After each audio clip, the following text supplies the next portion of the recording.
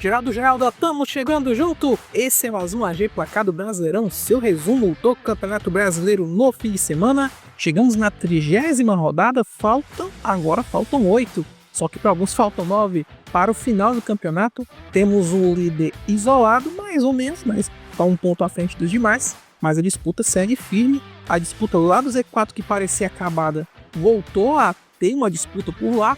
É batalha por toda a tabela. Vamos aqui passar para vocês o que aconteceu na rodada do fim de semana, mas antes uma quase demissão da tarde. A diretoria do Bragantino, no momento que a gente está gravando, está se reunindo para demitir Fernando Saebra do comando do Massa Bruta, mas a gente não tem certeza se isso vai acontecer ou não. Provavelmente vai ter demissão, mas a gente não sabe no momento que a gente está gravando.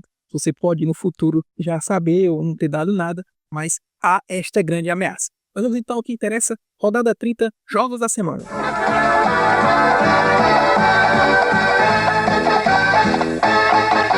Tivemos um clássico na rodada e foi lá no Rio Grande do Sul. O Grêmio recebeu o Juventude e venceu com um show de Carlos Vinícius, que marcou 3 vezes. O resultado alivia a coisa para o tricolor, mas para o Alviverde complica sua situação no Z4. Z4 que preocupa Ceará e Atlético Mineiro. Porém, o jogo lá na Arena MRV teve um destaque interessante, o gol mais rápido do campeonato. O recorde era da rodada passada, o jogo do Mirassol, e foi batido com apenas 23 segundos de jogo. Alan Franco fez o gol da vitória do Galo. Porém, o recorde durou apenas um dia, já que no confronto entre Botafogo e Santos, o botafoguense Correa marcou o primeiro do Fogo com 22 segundos de partida. Ainda sem Neymar, o time foi ao Rio e empatou em 2-2 com o Botafogo. Se o Peixe foi ofensivo dentro de campo, também foi fora dele. Alexandre Matos, executivo de futebol do Peixe, ficou irritado com a arbitragem e, lembrando aqueles dirigentes dos anos 80 e 90, invadiu o gramado do Newton Santos no intervalo da partida para reclamar do juiz, tudo por conta do lance do segundo gol do Botafogo.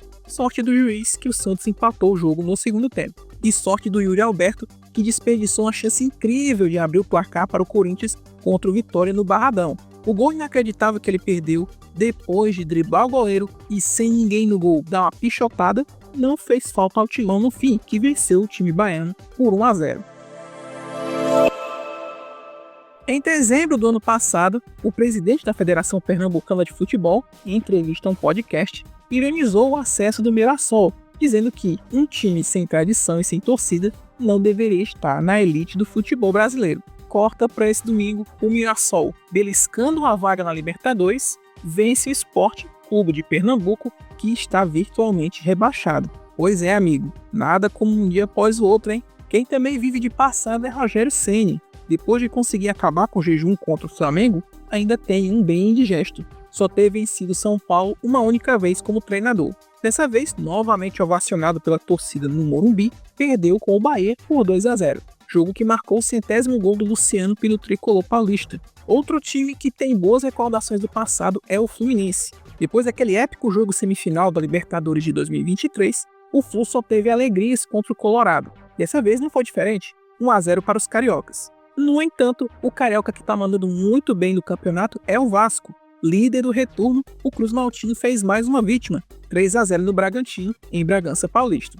Verratti, que tinha ficado no banco, teve a oportunidade de sair jogando, antecipado por Biro, auxiliar técnico vascaíno, que falou que o Pirata marcaria 2 gols no jogo. Verratti foi lá e fez 2 gols mesmo.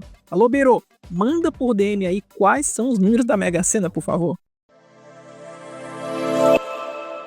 A briga pela liderança segue acirrada. Semana passada, como você lembra, o Flamengo igualou a pontuação do Palmeiras após vencer o time paulista. Depois de tudo que aconteceu no meio de semana, o vario de bola que o Palmeiras levou na Libertadores, entendia-se que o time ia degringolar de vez. Porém, o futebol não é uma ciência exata.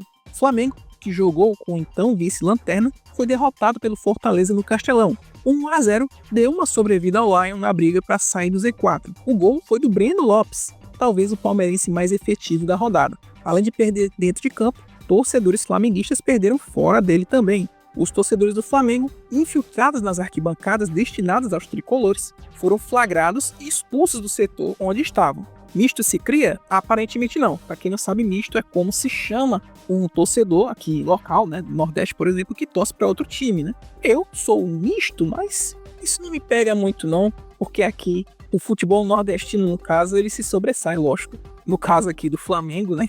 Foi diferente um pouquinho, o pessoal do Flamengo não gostou muito, mas é a vida, né? Grande também foi a torcida contra o Palmeiras, que teve mais um confronto direto, dessa vez contra o Cruzeiro em casa.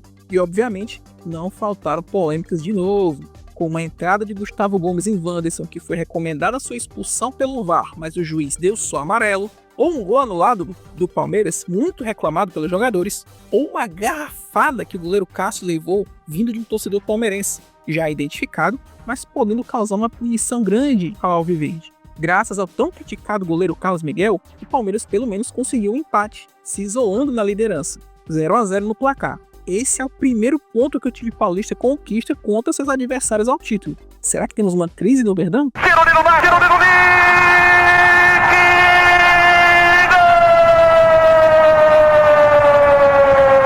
O momento mais da rodada tem a ver com esse jogo, com essas polêmicas de arbitragem. O treinador do Cruzeiro, Leonardo Jardim, depois do jogo do Palmeiras, fez uma coletiva de 3 minutos. Nós vamos ouvir um pouquinho, né? Que dava até para colocar a coletiva dele toda, mas não vai ser o caso. A gente vai colocar apenas a resposta dele, que estava muito irritado e desiludido com a arbitragem brasileira. Vamos ouvir.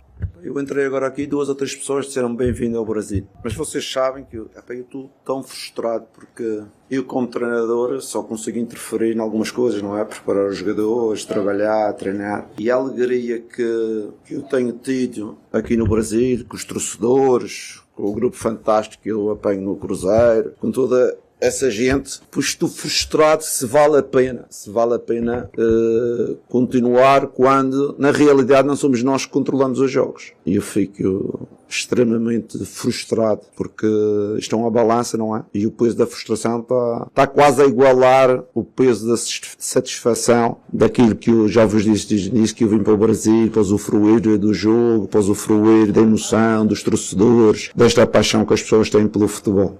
Não vale a pena relatar, que vocês viram, desde o nosso Kaique, que tem o lábio todo inchado e não houve paragem de jogo. A qualquer lance da primeira parte estava um jogador do adversário no chão, o árbitro parava o jogo e ia lá assistir. Sinceramente, não sei se tudo isto vale a pena.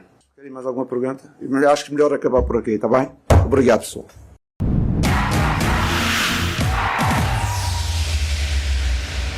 Resumindo os jogos da 30ª rodada: Atlético Mineiro 1, Ceará 0, Vitória 0, Corinthians 1, Fluminense 1, Internacional 0, Sport 1, Mirassol 2, Fortaleza 1, Flamengo 0, São Paulo 2, Bahia 0, Botafogo e Santos 2-2, Grêmio 3, Juventude 1, Bragantino 0, Vasco 3, Palmeiras e Cruzeiro 0-0. A classificação está deste jeito: Palmeiras líder com 62 pontos, um jogo a menos, Flamengo em segundo com 61 pontos, um jogo a menos, fechando o G4, Cruzeiro com 57, Mirassol com 55.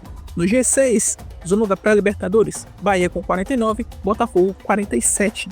Na zona da Copa Sul-Americana, Fluminense com 44 e um jogo a menos, Vasco com 42, São Paulo com 41, Corinthians e Grêmio com 39 e o Bragantino com 36 e um jogo a menos. Atlético Mineiro com 36 e um jogo a menos. Ceará com 35 e um jogo a menos, Internacional com 35 e Santos com 32 e um jogo a menos, estão querendo escapar do Z4. Zona S ocupada nesse momento pelo Vitória, que tem 31 pontos, Fortaleza com 27 e um jogo a menos, Juventude com 26 e o Sport com 17 pontos, um jogo a menos e praticamente rebaixado. Nesse meio de semana, Palmeiras, Flamengo e Atlético Mineiro voltam a campo para os jogos de volta das semifinais da Libertadores e da Sul-Americana.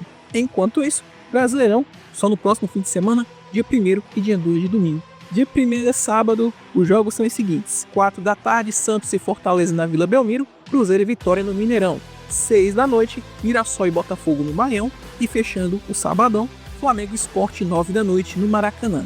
Dia 2 de novembro, domingo, 4 da tarde, Corinthians e Grêmio na Neoquímica Arena, Bahia e Bragantino na Arena Fonte Nova, Ceará e Fluminense no Castelão. 6h30 da noite, Internacional e Atlético Mineiro no Beira-Rio, Juventude e Palmeiras no Alfredo Jaconi, e fechando a rodada, 8h30 da noite, Vasco e São Paulo em São Januário. E é isso, gente. Esse foi mais um AG Placar do Brasileirão, aquele papo de sempre que você já sabe. Crítica, sugestão, o que você quer ouvir aqui nesse resuminho, deixe seu pitaco lá no nosso site, arenageral.com.br. Você também pode deixar seu pitaco lá no canal Esquiz, e é o parceirão desse projeto aqui.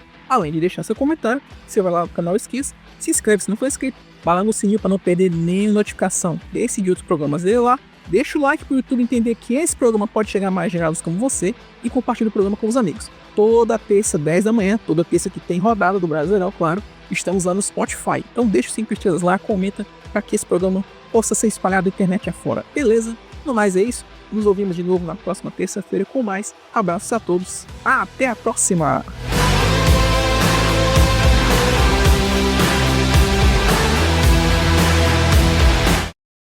Obrigado por assistir esse vídeo, deixe o seu comentário e também aquele like. Assine o canal para saber o que estamos fazendo e temos a nossa comunidade também no Discord. Se você achar que merecemos, ajude através do Pix. Aqui tem outros vídeos para você continuar acompanhando. Até mais, amor e paz.